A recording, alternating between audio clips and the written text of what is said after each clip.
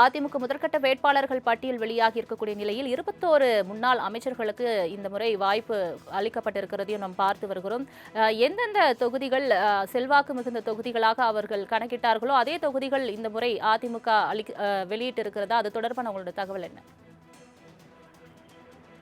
சலோமி வணக்கம். 2026 சட்டமன்ற தேர்தலை முன்னிட்டு அதிமுகவினுடைய முதற்கட்ட வேட்பாளர் பட்டியல் என்பது தற்போது வெளியாகி இருக்கக்கூடிய சூழ்நிலை. இது ஏற்கனவே நாம் எதிர்பார்த்த ஒன்றுதான். ஏனென்றால் இந்த 23 வேட்பாளர்களுமே ஏற்கனவே இருக்கக்கூடிய முன்னாள் அமைச்சர்கள். அதே போல எடப்பாடி பழனிசாமியை பொறுத்த வரைக்குமே அவர் முன்னாள் எதிர்க்கட்சி தலைவராக இருக்கிறார். அதே போல இதில் பலர் சட்டமன்ற உறுப்பினர்களாக பதவி வகித்து வருகிறவர்கள். சிட்டிங் எம்எல்ஏவாக இருக்கக்கூடியவர்களுக்கு தான் வாய்ப்பு என்பது வழங்கப்பட்டிருக்கிறது. பலரும் முன்னாள் அமைச்சர்களாக இருந்திருக்கிறார்கள். குறிப்பாக எடப்பாடி தொகுதியை பொறுத்த வரைக்குமே எடப்பாடி பழனிசாமி செல்வாக்கு மிக்க ஒரு நபராக இருக்கிறார். கிட்டத்தட்ட 4 முறை சட்டமன்ற உறுப்பினராக இருக்கிறார். அதே போல வேப்பனஹள்ளி பகுதியை பொறுத்த வரைக்குமே பி முனுசாமி அக்கட்சியினுடைய துணை பொதுச் செயலாளராக இருக்கக்கூடிய முன்னாள் அமைச்சர் பி முனுசாமி அவர்களுக்கு வாய்ப்பு வழங்கப்பட்டிருக்கிறது. திண்டுக்கல் சீனிவாசன் அவர்களுக்கும் அவர் கட்சியினுடைய பொருளாளராக இருக்கிறார். அதே நேரத்தில் திண்டுக்கல் மேற்கு மாவட்ட கழக செயலாளருமாக இருக்கிறார். அதனால் அவருக்கு திண்டுக்கல் தொகுதி என்பது வழங்கப்பட்டிருக்கிறது. நத்தம் விஸ்வநாதன் அவர்களுக்கு இந்த முறை சீட் வழங்கப்படாது என்று எதிர்பார்க்கப்பட்டது என்றால் அவருடைய உடல்நிலை கருத்தில் கொண்டு அவருக்கு அந்த தொகுதி வழங்கப்படாது, அவருடைய மகனுக்கு வழங்குவதற்கான அந்த வாய்ப்புகள் அதிகம் இருப்பதாக பெரிய தகவல் வெளியாகி இருந்தது. ஆனால் இருந்த போதிலும் தற்பொழுது நத்தம் தொகுதியில் இந்த முறை நத்தம் விஸ்வநாதன் போட்டியிடுகிறார் என்ற அறிவிப்பு வெளியாகி இருக்கிறது.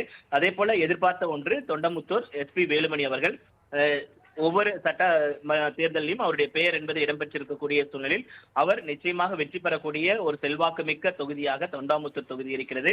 அதே போல குமாரபாளையத்தை பொறுத்த வரைக்குமே முன்னாள் அமைச்சர் தங்கமணி அவர்கள் போட்டியிட இருக்கிறார்.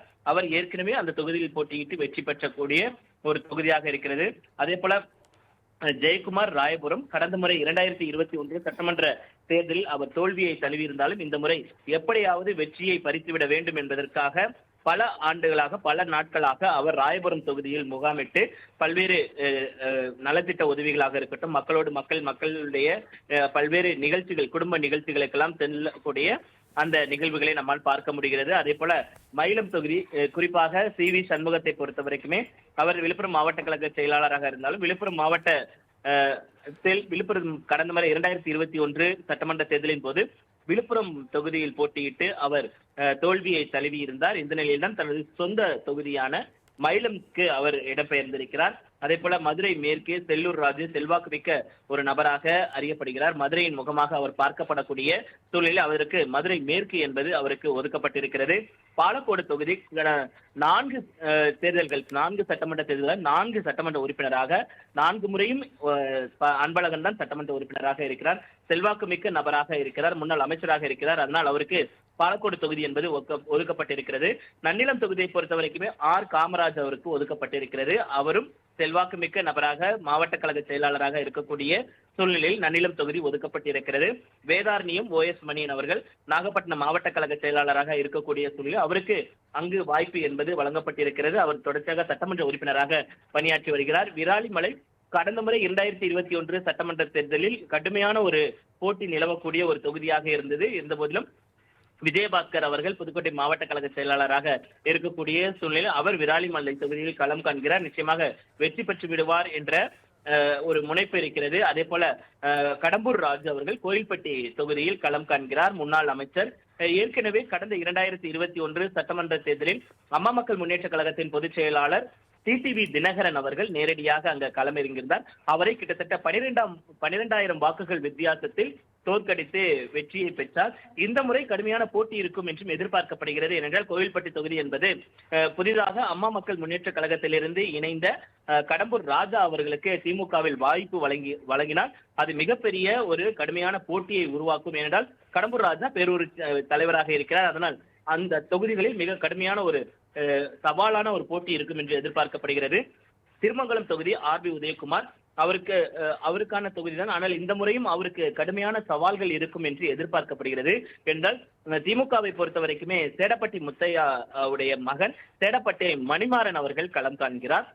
அதனால் அந்த தொகுதி என்பது மிகுந்த ஒரு பரபரப்புக்கு பஞ்சமில்லாமல் இருக்கும் என்று எதிர்பார்க்கப்படுகிறது. இன்னொரு மிக முக்கியமான ஒரு விஷயம் என்னென்றால் சசிகலா தரப்பிலிருந்து ஜீவிதா நாச்சியார் ஒரு ஜீவிதா நாச்சியார் களமிறங்க இருக்கிறார். அவரும் அதிமுகவினுடைய வாக்குகளை பிரிப்பதற்கான வாய்ப்புகள் அதிகம் இருக்கிறது. அந்த வகையில் பார்க்கும் பொழுது திருமங்கலம் தொகுதி என்பது மிகவும் ஒரு சவாலான ஒரு தொகுதியாக ஆர்பி உதயகுமாருக்கு இருக்கும் என்று எதிர்பார்க்கப்படுகிறது. அதே போல சிவகாசி தொகுதி KT ராஜேந்திர பாலாஜி அவர்களுக்கு ஒதுக்கப்பட்டிருக்கிறது. 2011, 2016 உள்ளிட்ட சட்டமன்ற தேர்தலில் அவர் சிவகாசி தொகுதியில் போட்டியிட்டு இருந்தார். 2021 சட்டமன்ற தேர்தலில் அவர் ராஜபாளையம் தொகுதிக்கு சென்று அங்கு ராஜபாளையத்தில் தோல்வியை தழுவி இருந்தார். இந்த நிலையில்தான் தற்பொழுது மீண்டும் தனது சொந்த தொகுதியான சிவகாசி தொகுதிக்கு அவர் மீண்டும் களமிறங்கிறார். அதே போல ராஜபாளையம் ஏற்கனவே தமிழக மக்கள் முன்னேற்ற கழகத்திற்கு ஒதுக்கப்பட்டிருக்கக்கூடிய சூழ்நிலையில் சிவகாசி தொகுதியில் KT ராஜேந்திர பாலாஜி களமிறங்குகிறார். மதுரவாயில் பெஞ்சமின் அவர்கள், திருவள்ளூர் மத்திய மாவட்ட கழக செயலாளராக இருக்கக்கூடிய பெஞ்சமின் அவர்கள் மதுரவாயில் மிக கடுமையான ஒரு சவாலாக இருக்கும். என்றால் காரப்பாக்கம் கணபதி ஏற்கனவே ஜெயித்து வெற்றி பெற்று இருக்கக்கூடிய, ஏனென்றால் சென்னையை ஒட்டி இருக்கக்கூடிய பகுதிகளில் திமுக வலுவாக இருக்கக்கூடிய ஒரு பார்க்கப்படக்கூடிய ஒரு இடங்களில் ஒரு தொகுதியில் மதுரவாயில் தொகுதியும் முக்கியமான ஒரு தொகுதியாக இருக்கிறது. அப்படி இருக்கும் பொழுது மதுரவாயில் தொகுதியில் பெஞ்சமின் களமிறங்குகிறார். அதே போல கலசப்பாக்கத்தை பொறுத்த வரைக்குமே அக்ரி SS கிருஷ்ணமூர்த்தி அவர்கள் முன்னாள் அமைச்சர், திருவண்ணாமலை தெற்கு மாவட்ட கழக செயலாளராக இருக்கிறார். அவருக்கும் அதற்கான வாய்ப்புகள் இருக்கிறது என்றால் அவர் கரண் சட்டமன்ற உறுப்பினராக